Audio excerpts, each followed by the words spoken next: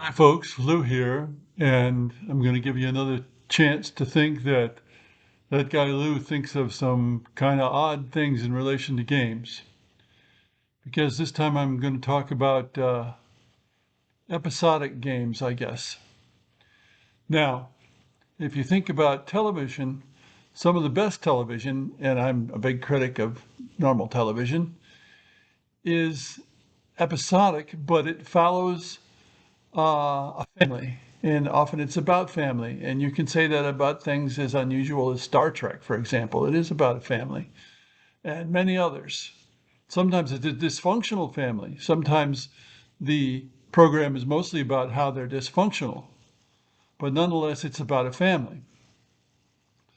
Now, this is much less often true in films because a film is not long enough. However, if you do a series of films like, say, The Avengers or X-Men, then you can do the same kind of thing. And if you think about the Avengers or the X-Men films, if you are a fan of such things, you'll realize that they're about a kind of family and its trials and tribulations and so on.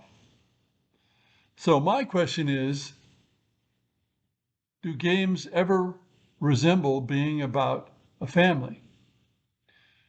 Now, first of all, you can say some games are very long, and if they're trying to tell a story, an explicit story, then they're probably about family. But that's not always the case. I don't think that Civilization is about a family, but it can be quite a long game. There can be series of games, and that's very popular in video games because once they've sold one that's popular, they figure if they make one a lot like it, it's going to sell well too. It's what I've heard called engine games, where you use the same engine over and over again. But in the case of the video games, you use the same subject or topic over and over again. And then you can make it about family. But board games, it's going to be rare, I think. Opposed games, who knows?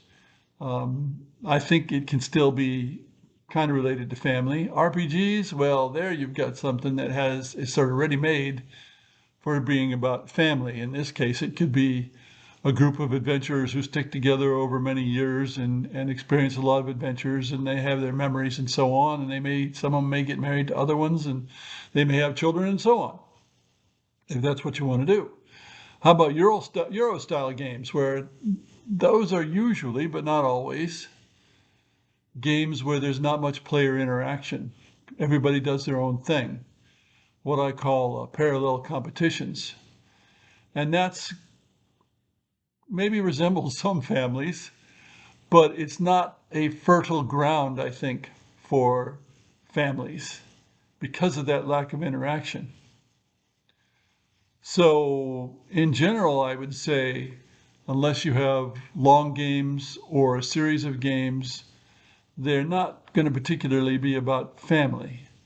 Now, I haven't said, but you can have competition and still have a family, or you can have cooperation and have a family. It's just that you've got to have some interaction.